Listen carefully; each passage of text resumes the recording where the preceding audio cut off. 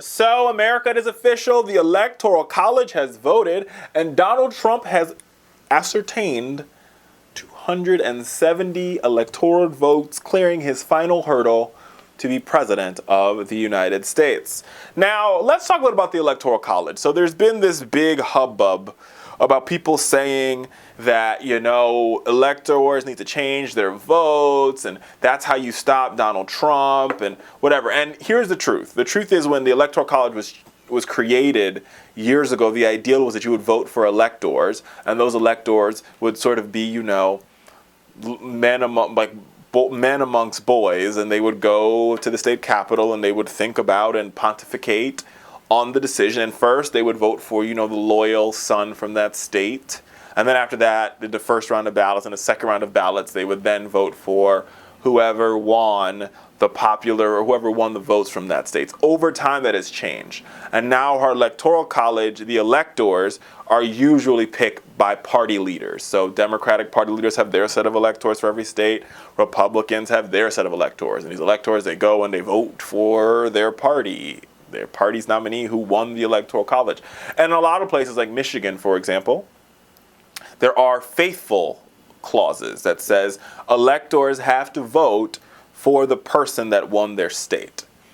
So there's been all this talk about how, all these electors are going to uprise and whatever. Listen, after November 9th, when Donald Trump had made it clear that was projected to win the Electoral College, that was the end of it. That was it. It was over. Zero. Zilch. There was no chance of the electors uprising. And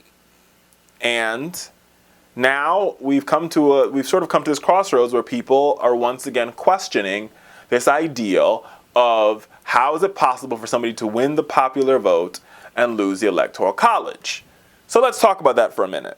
So now I think there's conservatives makes argument of, she won all these votes in California, which is why she won the Electoral College.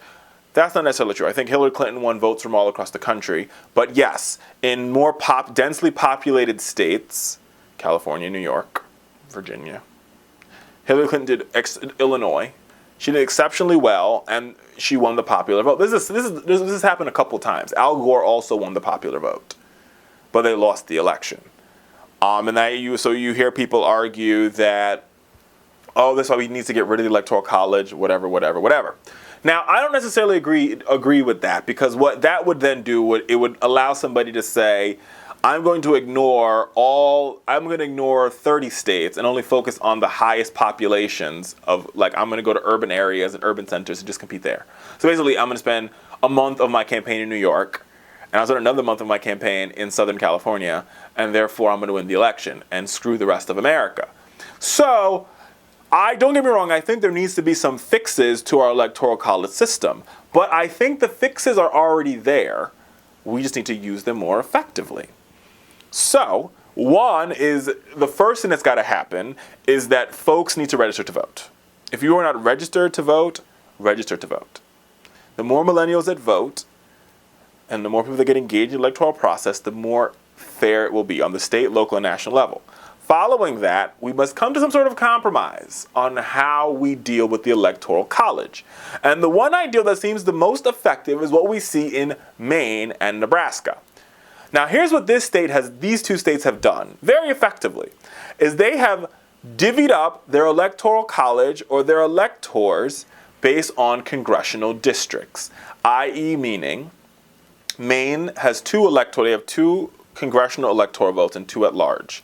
Two at large, they have 2 senators, 2 below because they have 2 members of Congress. The congressional districts are allocated based on who wins that district. Same for Nebraska. So Omaha, Nebraska, they also have 2 members of Congress.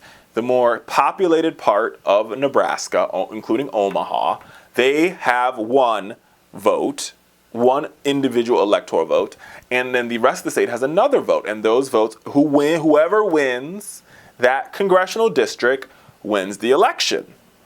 So what that did in 2008 was it pushed Barack Obama to have events in Nebraska, which most Democratic candidates wouldn't do because they would say, I'm not going to win the state of Nebraska, so I need to go here. But the Obama campaign was like, we can get 1 electoral vote. The same reason as to why Trump had almost 3 events in rural parts of Maine, or Maine's 2nd congressional district, and he ended up winning that electoral vote. Now, the plan that I'm advocating for will keep the Electoral College as is, but would draw presidential candidates to areas that they might otherwise ignore in the current system. So let me give you an example. So New York is a blue state, relatively speaking, yes. But there are parts of New York that are very Republican. Even in the 5 boroughs, Staten Island is very Republican.